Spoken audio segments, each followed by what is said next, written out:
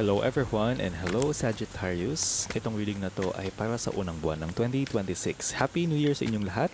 Let's see ano yung mga energies for January 2026, ano yung mga messages and advice cards na gustong iparating ng universe para sa'yo. Ang goal ng channel na to is to give guidance, channeling the light from the creator with good intentions para may positive energies ang lahat. Please follow or subscribe. Sobrang importante ng inyong suporta para ma-continue natin ang readings dito. Sagittarius, nakikita ko dito na in January 2026, you have this energy of Knight of Wands.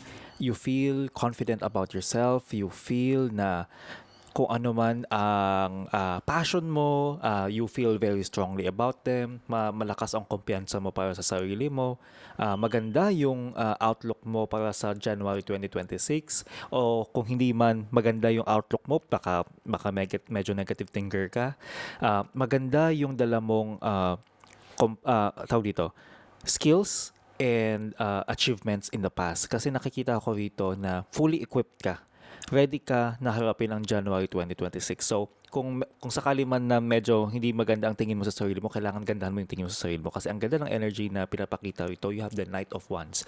Wheel of Fortune in the past, ito sinasabi dito sa Sagittarius na may mga nangyari before, may mga nangyari noong 2025, baka 2025 to, na tulong sa'yo dahil may binigay silang mga aral, may binigay silang equipment, may binigay silang any tools para sa'yo. So, maganda to kasi nagiging mas handa ka for January 2026. Pwede din kasing may mga nagawa kang maganda before at ngayon binibigay ngayon sa'yo at nagkaroon ka ng turning point, kumbaga, on that specific time na kaya ngayon maganda, mas magaling ka, mas matapang ka, mas handa ka para sa buwan na to, para sa taon na ito. Sagittarius, pinapakita dito na in January 2026, you will be looked up to by people. Magiging maganda ang tingin sa iyo ng mga tao because sa dala mo nga na magandang energy na to. Kasi pinapakita dito na nare-recognize ka.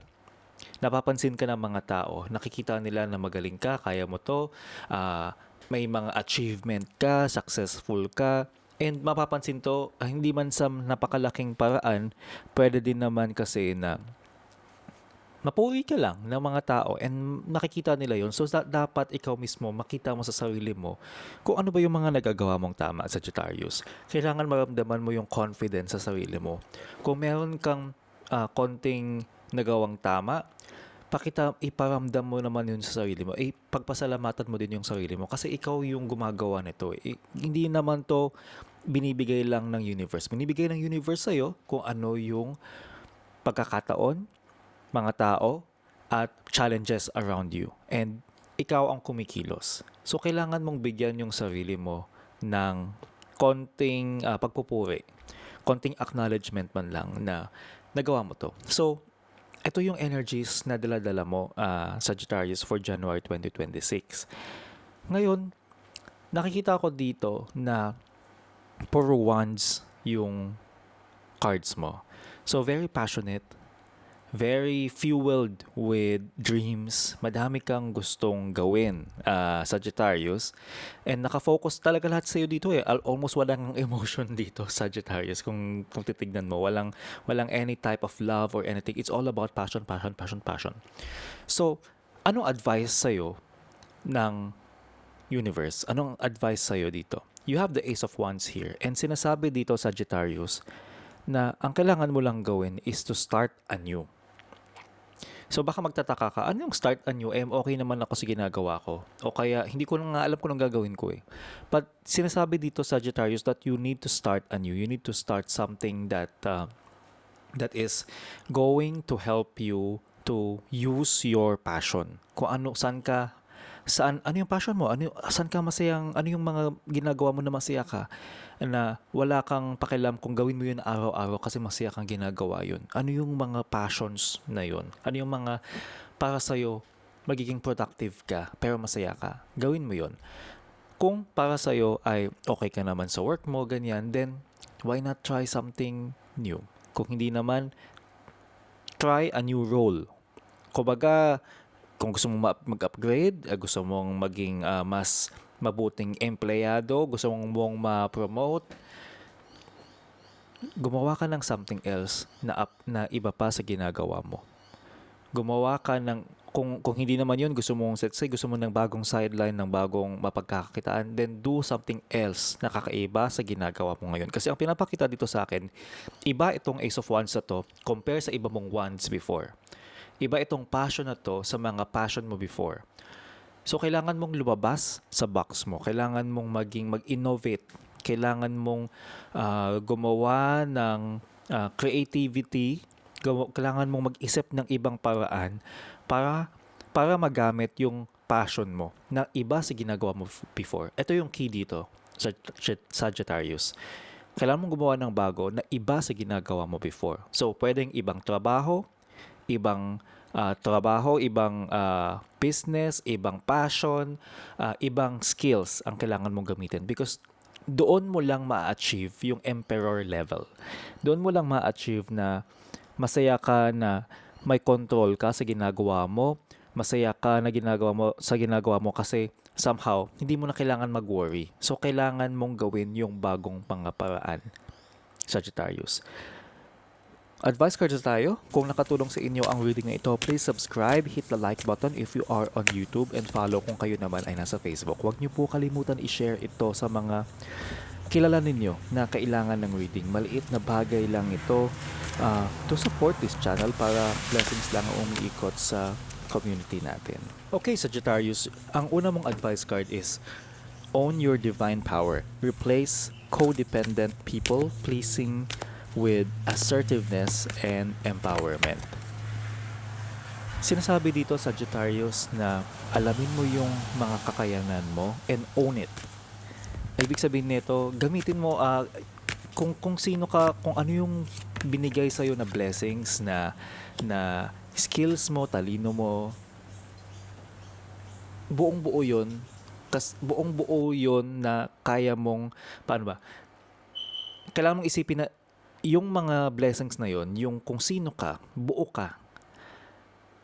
And hindi mo kailangan na mag-please ng ibang tao. Ibig sabihin, hindi mo kailangan sumipsip sa ibang tao. Hindi mo kailangan pasayahin yung ibang tao. Kasi ikaw mismo, kung yung mga katangian na people pleasing ay ginagamit mo para lang maramdaman mo na nagugustuhan ka ng ibang tao, na mapuri ka ng mga katrabaho mo, hindi mo kailangan yun. Kailangan lang alam mo sa sarili mo ano yung mga kakayahan mo, and ito yung power mo. Ito yung likas na meron ka. So, hindi mo kailangan pasayahin yung ibang tao. Kailangan lang ikaw mismo masipag ka, ini-empower mo yung sarili mo, binibigyan mo ng tiwala ang sarili mo, uma-action ka sa mga bagay na kailangan pag-aksyonan sa trabaho at sa araw-araw na buhay mo. Kailangan uma-action ka. Hindi ka pwedeng nakatiwangwang lang. Hindi ka pwedeng nakatunganga lang. Sagittarius. Ang next advice card mo is reconciliation. Merong taong in the past na pwedeng bumalik para makipag-ayos sa'yo, or pwedeng ikaw mismo makikita mo yung mga taong kailangan ng reconciliation with you. So, ikaw bahala kung anong gagawin mo dito. Pwedeng ikaw ang maunang gumalaw, magsalita, kasi nga kailangan mo maging assertive, 'di ba? So, nasa sayo 'yon kung paano mo gagawin. Sagittarius, your next advice card is loneliness. When you stop fearing your aloneness, you stop settling for less than you deserve. May I embrace and love my solitude, and that's when kindred spirits can finally come.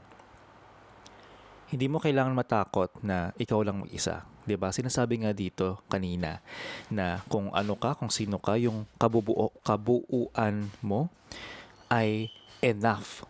So, wag kang matakot na ikaw ay maging alone, walang tumutulong sa'yo. Kung may trabaho na kailangan mong gawin, dahil kaya mo siyang gawin. Kailangan niya actually i-celebrate mo yung pagiging mag-isa mo, yung solo flight. Yung kumbaga, ang pangit naman ng solo flight. Kumbaga, kung yung magiging independence mo, na yun, kailangan matutunan mo siyang gamitin. Because, kung natutunan mo na yung pagiging ikaw, ay yung independence mo, yung pagiging alam mo sa sarili mong confident ka na kaya mong gawin on your own, doon din darating yung mga taong tutulong sa'yo kasi nag-upgrade ka eh. Nag-upgrade ka. So yung mga tao na magbibigay sa'yo ng additional tulong, mas magiging upgraded siya. Does that make sense? Para kasing inangat mo yung frequency mo eh. So aangat din lahat. Aangat lahat, mag-upgrade lahat ng levels ng environment mo, ng mga tutulong sa'yo. Next advice card is release jealousy. Jealousy is an affirmation that you don't have something and the universe manifests exactly as you affirm. Let other people's successes inspire rather than frustrate you. If they can have it, so can you. May mga tao talaga na minsan makikita natin parang mas maganda yung buhay nila, mas maganda yung trabaho nila, mas malaki kita nila, ang ganda ng ginagawa nila, natatamasan nilang blessings. Minsan hindi natin maiwasan mainggit. Ang sinasabi dito na tanggalin mo, i-release mo, pakawalan mo yung inggit na yon. Instead, gawin mo siyang inspiration. Gawin mo siyang masaya ka para sa mga tao na yon. Kasi kung ikaw ay jealous, ikaw ay nararamdaman mo yung inggit na yan, parang sinasabi mo lang sa universe na itong something na to ay wala ka at hindi mo ma-achieve yung mga yon kasi naiinggit ka. Parang hanggang inggit lang yung pwede mong gawin. Parang ganun, Sagittarius. So, try to feel in yourself na maging masaya ka para sa kanila. Sobrang saya mo para sa kanila. Na ang saya-saya mo na wala kang maramdaman na kahit isang katiting na inggit. Yung talagang grateful ka and napakasaya mo para sa kanila. And yun yung mag-change ng energy mo. Yan ang reading ninyo. Please subscribe, follow, para may aabangan kang forecast for your sign. Always remember, sa lahat ng gagawin mong desisyon, dapat mabuti ang iyong intention. See you sa next reading.